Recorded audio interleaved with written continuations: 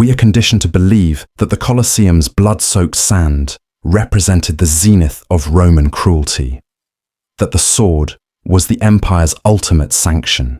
But this is a deception. Hidden within the marble halls of justice lay a mechanism far more sinister, a calculated, bureaucratic violence designed not to break the body, but to pulverize the soul.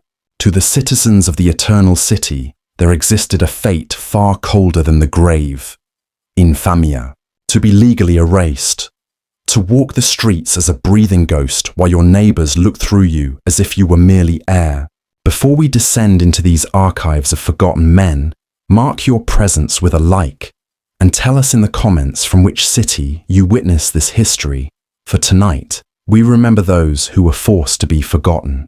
The year is 102 BCE. We find ourselves amidst the freezing mists of a Roman military encampment in Gaul. 480 men stand in absolute formation, a rigid grid of iron and flesh that stretches across the muddy parade ground. They have just returned from battle, but there are no laurels of victory here, no cheers from the commanders. They are alive, but in the eyes of Rome, they are already dead. They broke formation in the heat of the chaos, faced with overwhelming odds. The instinct for self-preservation took hold, and they fled. Now, under the grey, unforgiving sky, the general stands upon the tribunal platform, looking down at them not with anger, but with a terrifying, cold indifference. He orders the legion to be divided, groups of 10. The mathematics of murder begins here. It is a ritual known as decimation, from the Latin decimatio, the removal of the 10th. But do not mistake this for a simple execution. It is a psychological dismantling. Each group of 10 soldiers, men who have marched together, starved together, and bled together, are presented with a helmet containing stones. 9 are white, 1 is black. Imagine, for a moment, the palpable weight of the silence in that camp. It is not the silence of peace, but the silence of a held breath before a scream. You reach into the cold bronze of the helmet. Your fingers brush against the rough surface of a stone. In that fraction of a second, the entire universe narrows down to a game of chance. You pull your hand out, it is white. You breathe. But the man next to you, the man who pulled you from the mud only a week ago, opens his palm to reveal the black stone. The general does not summon a headsman. He does not call for a professional executioner. He simply nods to the 9 men holding the white stones. They are handed heavy wooden clubs, tools usually reserved for driving tent stakes into the frozen earth. And then the order is given. The 9 must beat the 1 to death. Consider the horror of that first strike. It is not a stranger you are striking. It is a brother. The first blow is always the hardest, a hesitation that hangs heavy in the air. But discipline, the iron spine of the legion, demands obedience. If you refuse, you join the condemned, and so the wood descends. The sound that follows is not the sharp clang of metal on metal that these men are used to in battle. It is a dull, wet thud, a sound that resonates in the ribcage, a sound that implies the shattering of something fundamental. At first, there might be pleading, names are whispered, eyes lock in a desperate exchange of betrayal and sorrow. But as the blows continue, the humanity drains from the circle. The weeping of the executioners mixes with the groans of the victim until, eventually, there is only the rhythmic sound of labor, the sound of work being done. The general watches from his high platform, unmoving. This is the lesson. To maintain an empire that stretches from the sands of Africa to the mists of Britannia, the individual soldier must cease to exist. There is only the legion, and the legion does not tolerate failure. When the grim task is finally concluded, 48 broken forms lie in the churned mud. The survivors stand over them, their chests heaving, their hands trembling not from exertion, but from the shock of what they have been forced to do. But Roman justice is not yet satisfied. The dead are granted the peace of oblivion, but the living must suffer the memory. The survivors are ordered to drag the bodies of their friends outside the camp walls, into the unfortified wilderness. They are forbidden to bury them. They are forbidden to light fires for warmth.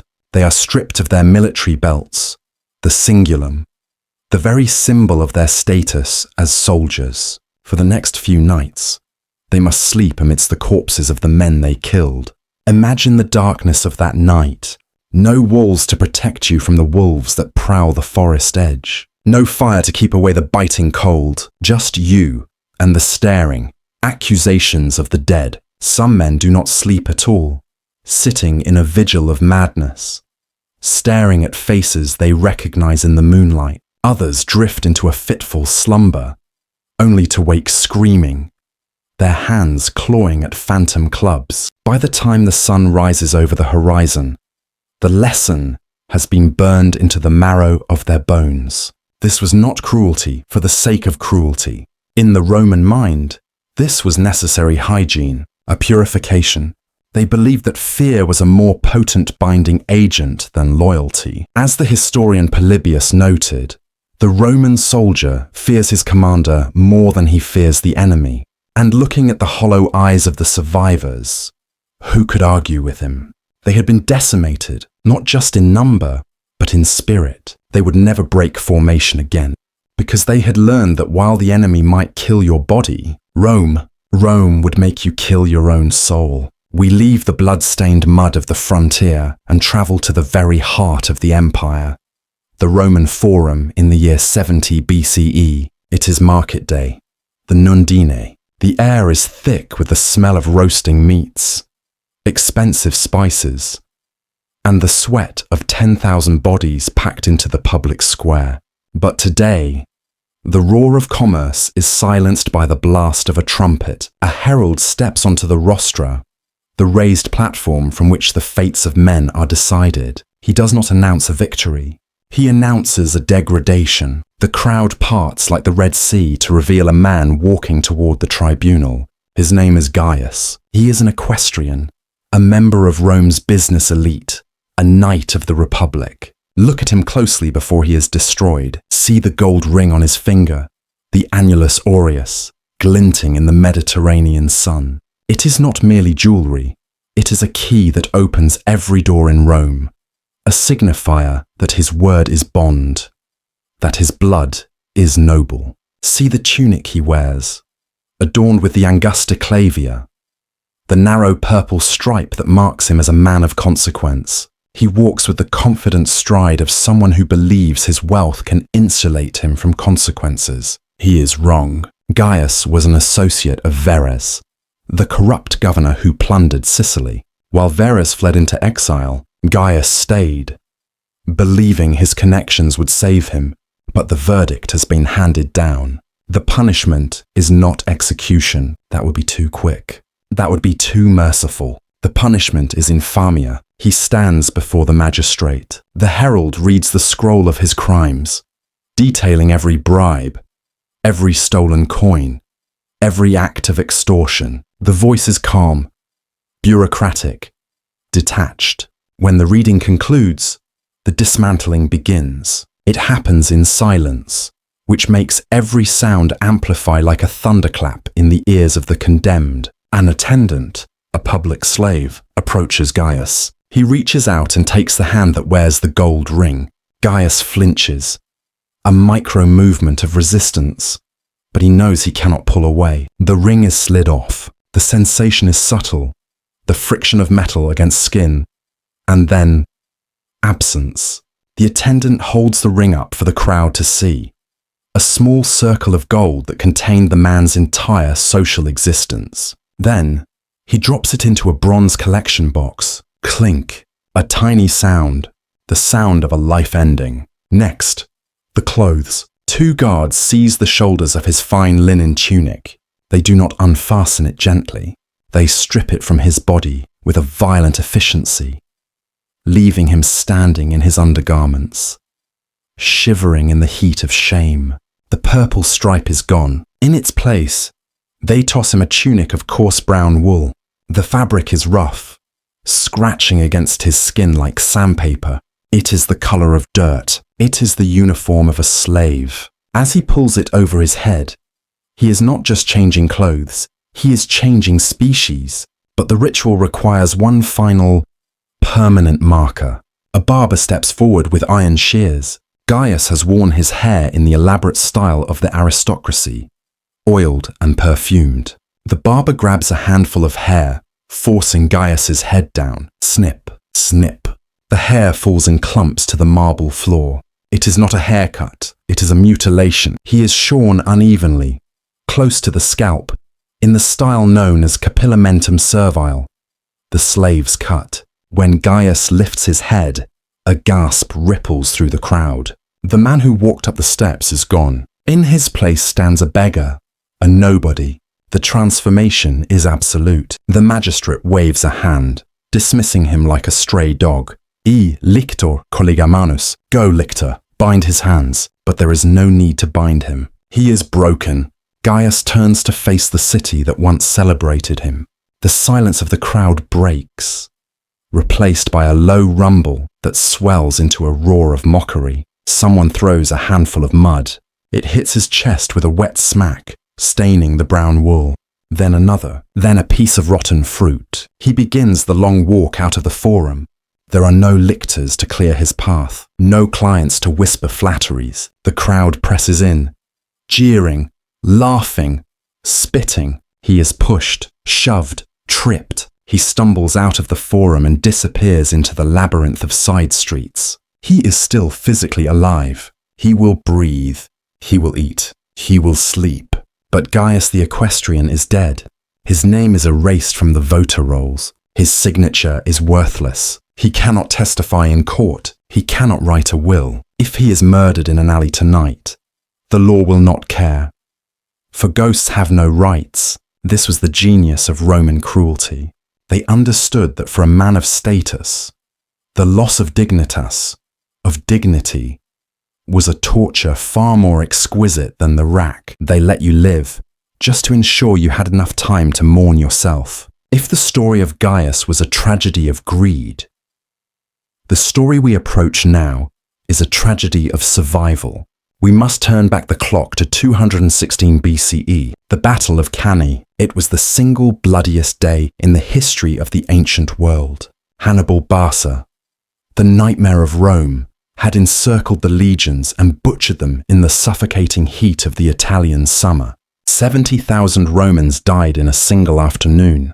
The slaughter was so industrial, so absolute, that the ground became a swamp of blood and bone. But amidst this apocalypse, a single cohort survived, not because they fought with supernatural strength, but because, when the encirclement began to close like a noose, they broke, they chose life, they retreated, regrouped, and eventually returned to Rome, expecting, if not a hero's welcome, then at least the relief of a mother embracing her surviving sons. They believed that surviving hell was an achievement, but Rome did not agree. To the Senate, survival without victory was not a miracle. It was a crime. The ceremony that awaits them is called probatio, or missio ignominiosa, the dishonorable discharge. And for a Roman legionary, it is a fate that stings sharper than any Carthaginian arrow.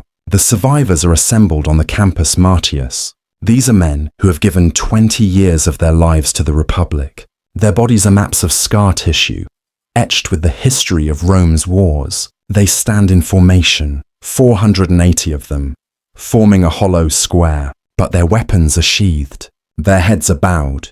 The consul sits on the tribunal, his face a mask of granite. He does not speak of their service. He does not mention the battles they won before Cannae. He speaks only of the one moment they faltered. You are not Roman soldiers, he declares. You are merely men who were too afraid to die. The disarmament begins. It is a slow, agonizing dismantling of identity. A centurion walks down the line. He stops in front of the first soldier. He does not ask for the sword. He takes it. He rips the gladius from the belt with a violent jerk. The soldier flinches, his hand instinctively moving to his hip, only to find empty air. Then the shield. The scutum, the heavy, curved shield that has protected him for 2 decades, is torn from his grip and thrown to the ground. Clatter, bang. It hits the stones not with dignity, but like scrap metal, like garbage. One by one, down the line, the pile of discarded weapons grows in the center of the square. It is a graveyard of iron. Helmets, breastplates, greaves. The men are left standing in their tunics, shivering not from cold, but from a nakedness that goes deeper than skin. They look small now, without their armor. They are just aging men with bad knees and greying hair, but the physical stripping is only the prologue. The true execution is administrative. In Rome, a soldier's life is recorded on a diploma, a bronze tablet that proves his service, his citizenship, his right to a pension and land. It is the promise of a peaceful old age. The clerks bring these tablets forward. The soldiers watch, eyes wide with horror, as the bronze is placed on an anvil.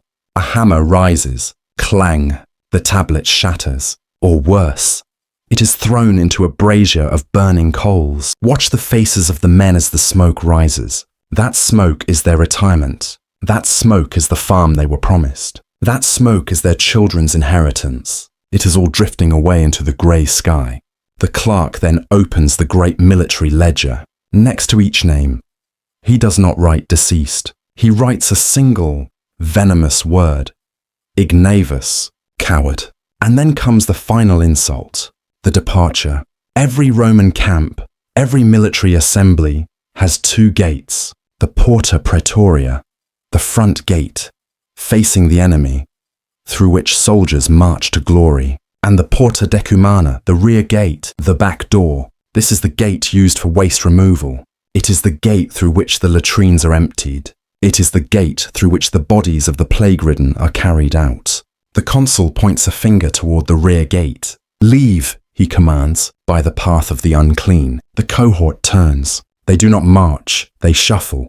480 men walking through the passage reserved for excrement and corpses. The other soldiers, the ones who haven't been disgraced, line the path. They do not jeer. They do not throw mud like the civilians in the forum. They simply turn their backs, a wall of backs. It is a rejection so total, so silent, that it feels like a physical blow. As they step out of the gate and into the wilderness, the heavy wooden doors slam shut behind them with a finality that echoes in their souls. They are still breathing, but they are no longer Romans. They are pariahs, stateless drifters who will spend the rest of their lives begging for bread in the shadow of the empire they helped build. They survived the slaughter of Cannae, only to discover that there are things far worse than dying on a battlefield. At least the dead are remembered, the disgraced are erased. We arrive now at the final circle of humiliation. 114 BC. The air in Rome is heavy with the scent of ozone and fear. A storm has struck the city. A bolt of lightning has shattered a temple. The priests consult the entrails, and they find the cause. It is not a military failure. It is not political corruption. It is incestum, spiritual pollution. A Vestal Virgin has broken her vow of chastity. Her name is Helvia. For 30 years, she tended the eternal flame of Vesta, the sacred fire that guarantees Rome's safety. She was the holiest woman in the empire. If a condemned prisoner saw her on the street, he was immediately pardoned. She was untouchable. But now, accused on the flimsiest of rumors, she has become the ultimate taboo. Rome cannot execute a Vestal. To spill her blood would be a sacrilege that would bring down the wrath of the gods. And so, the Pontifex Maximus, the high priest, decrees a punishment that bypasses the laws of men. She will not be executed. She will be given to the earth. The ceremony is a funeral for the living. Helvia is stripped of her vitae, the woolen headbands of her office. She's dressed in grave clothes, heavy and suffocating. She is placed in a covered litter, strapped down so that her voice cannot be heard, so that her screams cannot pollute the air of the city. The procession moves through the forum, but unlike the jeering crowds that followed Gaius, This crowd is silent. It is a terrified silence. Shopkeepers close their shutters. Mothers cover the eyes of their children. To look upon her now is bad luck. They reach the Campus Sceleratus, the field of wickedness, located just inside the city walls. An underground chamber has been prepared. It is small, a stone box buried deep in the clay. But look inside. The cruelty of Rome is in the details. There is a bed, a burning lamp, a loaf of bread, a jug of water, a bowl of milk. Why? Is it mercy? No, it is legal insulation. If they bury her with nothing, they are murderers. But if they provide her with sustenance, they can claim they have merely placed her in a room. Her death is no longer their fault. It is between her and the goddess. If Vesta wishes to save her, Vesta can send a miracle. If not, nature takes its course. Helvia is led to the ladder. Her hands are unbound. She is free to climb down herself. Imagine that moment. The sun is shining above, the birds are singing, and you are asked to voluntarily step into your own grave. She descends, one rung at a time, her robes rustling against the ladder. When her feet touch the cold floor of the chamber, the ladder is withdrawn. She looks up. A perfect square of blue sky frames the high priest's face. He utters a prayer, not for her soul, but for the cleansing of Rome. And then, the shovels begin. Thud. The first spade of earth hits the wooden planks covering the entrance. Thud. The square of light begins to shrink. Dust filters down into the chamber, dancing in the light of the oil lamp. Helvia stands there, watching the world disappear. The sounds of the city, the carts, the voices, the wind become muffled, distant, until there is only the sound of earth falling upon earth. Then, the final plank is placed. The darkness is not immediate. The oil lamp still burns, casting long, dancing shadows against the stone walls. She is alone, buried beneath tons of Roman earth. Consider the psychology of those final hours. She drinks the water. She eats the bread. Why? Instinct? Hope? Or perhaps the sheer biological refusal to die? She sits on the bed and waits. The air grows stale, thick with carbon dioxide. The flame of the lamp begins to flicker, starved of oxygen. When the lamp finally dies, the true horror begins. Absolute, viscous darkness. A darkness so heavy, it feels like a physical weight on the chest. Did she sleep? Did she pray? Did she scream until her throat bled? Knowing that above her, people were walking their dogs, debating politics, and buying wine, completely indifferent to the woman slowly expiring beneath their sandals. We do not know how long she lasted. A day? 3 days? Rome did not check. The ground was leveled. The grass grew back. Helvia was erased from the surface of the earth. But in the archives of our nightmares, she remains, waiting in the dark. We have witnessed the swift brutality of the legion, the public shame of the market, and the silent burial of the priestess. But there is another form of Roman torture that requires a different ingredient: time. To understand this, we must travel to 52 BCE, the siege of Alesia. Vercingetorix, the king of the Gauls, the man who united the tribes against Rome, rides out to surrender to Julius Caesar. It is a moment of tragic nobility. He lays down his weapons. He offers his life to spare his people. He expects a soldier's death. Quick, honorable, perhaps a beheading on the field of battle. But Caesar has other plans. He does not kill the king, he chains him. Vercingetorix is dragged back to Rome, but not to a palace. He is thrown into the Tullianum, also known as the Mamertine prison. Let me paint a picture of this place, for it is the architecture of despair. It is not a prison in the modern sense. It is a hole in the ground. There are no cells, no windows, no guards inside. Just a 12-foot drop into a subterranean chamber connected to the city's sewer system. The Cloaca Maxima. The air is thick with the smell of centuries of waste. The floor is covered in a layer of slime that never dries. It is cold, damp, and infested with vermin. And here, the King of Gaul waits. He does not wait for a week. He does not wait for a month.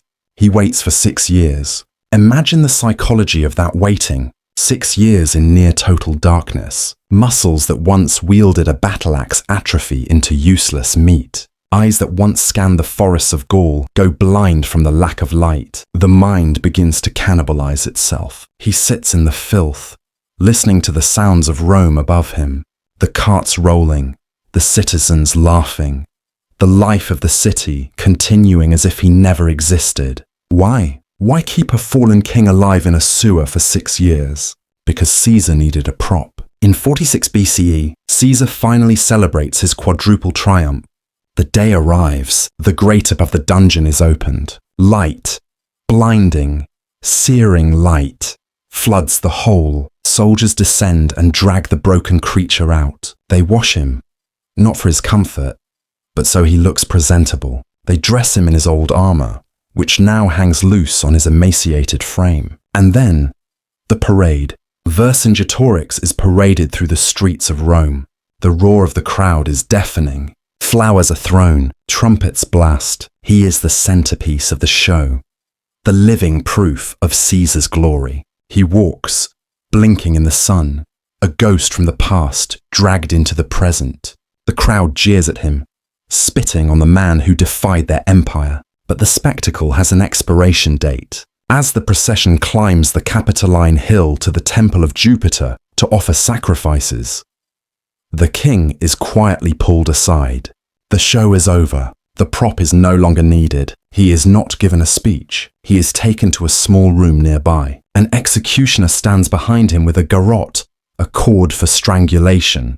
There is no audience here, just the heavy breathing of the executioner and the distant cheers for Caesar outside. Titan, the cord cuts into the neck. The air is cut off. The king of Gaul, the great unifier, dies thrashing on a stone floor, while outside, the Roman mob cheers for the man who kept him as a pet for half a decade. This was the ultimate Roman flex. They didn't just defeat you, they paused your life. They put you in storage. They let you rot in the dark until it was convenient to bring you out and kill you. Vercingetorix learned the hard way that in Rome, death is not a right, it is a privilege. And sometimes they make you wait for it. But what happens when the victim is not a foreign enemy, but the emperor himself? What happens when Rome decides to kill not just the man, but the memory? We move forward to the year 211 CE. The imperial palace. 2 brothers sit on the throne, Caracalla and Geta. They hate each other with a toxicity that poisons the entire empire. They divide the palace in half, bricking up doorways so they never have to meet. But Rome cannot have 2 heads. The end comes on a December day. A reconciliation meeting is arranged by their mother, the Empress Julia Domna. Geta arrives unarmed, believing he is safe in his mother's arms. He is wrong. Centurions burst from concealment. The scene is one of operatic horror. Geta clings to his mother, screaming, "Mother! Mother! I am being murdered! Help me!" Her robes are soaked in his blood as the swords do their work. He dies in her embrace. But for Caracalla, murder is not enough. He wants Geta gone, completely. He issues the decree of Damnatio Memoriae, the condemnation of memory. This initiates the most extensive Photoshop operation in ancient history. The empire mobilizes an army of stonemasons. Their mission, to scrub the face of Geta from every monument, every arch, every statue in the known world. Listen to the sound of Rome in the months following the murder. Chisel against marble. Tink, tink, tink. All over the city, the face of the dead emperor is chipped away, leaving behind a rough, blank scar. Look at the Severan Tondo, a painted family portrait that survives to this day. You see the father, the mother, Caracalla, and then a grey smudge where Geta's face used to be, a void. But it goes deeper. The coinage is recalled. Millions of denarii bearing Geta's profile are melted down. His name is scraped off papyrus records. To speak his name is a capital offence. Imagine the terror of the aristocracy. You have a bust of Geta in your garden. Smash it immediately or be executed. You have a legal contract dated to the consulship of Geta. Burn it or be executed. Rome becomes a society of collective gaslighting. Everyone knows Gaeta lived. Everyone knows he was emperor. But everyone must pretend he was a hallucination. The cruelty reached its peak with the mother, Julia Domna. She held her son as he bled to death, but Caracalla forbade her to mourn. She was ordered to smile, to laugh, to attend banquets. If she shed a single tear for Gaeta, she would be killed. Imagine the psychological torture of that woman, forcing a smile onto her face while her son's blood was still staining the floor of her mind. This is the true power of Rome.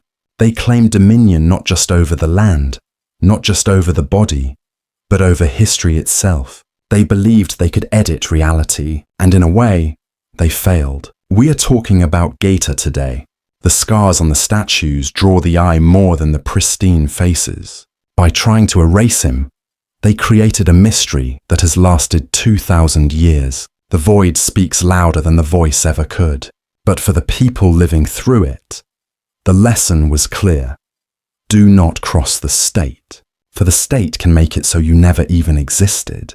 We look back at these rituals, at the bludgeoned soldiers, the humiliated aristocrat, the buried priestess, the forgotten king, and the erased god. And we comfort ourselves with the lie of progress. We say we are civilized. We have human rights. We do not bury people alive. But do we not? Rome understood something that we are only just rediscovering, that you do not need to kill a human being to destroy them. Today, we have built a new Colosseum. It is digital. It is global. And it is open 24 hours a day. We do not strip men of their togas. We strip them of their reputations with a single viral post. We do not brand soldiers as cowards on bronze tablets. We brand them with hashtags that follow them for eternity. Searchable by every future employer, every potential partner. We do not bury women in stone chambers. We bury them under an avalanche of public shame, isolating them in their homes, afraid to look at a screen, afraid to speak, until they feel as suffocated as Helvia in her tomb. The tools have changed, the speed has increased, but the instinct to gather in a circle, to point the finger, and to watch as a fellow human being is dismantled piece by piece, that remains ancient, that remains Roman. The ruins of the Campus Sceleratus are gone now, covered by modern streets. You might have walked over them without knowing, but the spirit of that place is still with us. We are all potential spectators, and we are all one mistake away from being the entertainment. So, before you cast your next stone, ask yourself, are you serving justice, or are you just enjoying the show? If this descent into the dark psychology of history has stirred something in you, subscribe to the Crimson Architect. We do not just recount the past, we exhume it. Until we meet again in the shadows, remember, history is not a window, it is a mirror.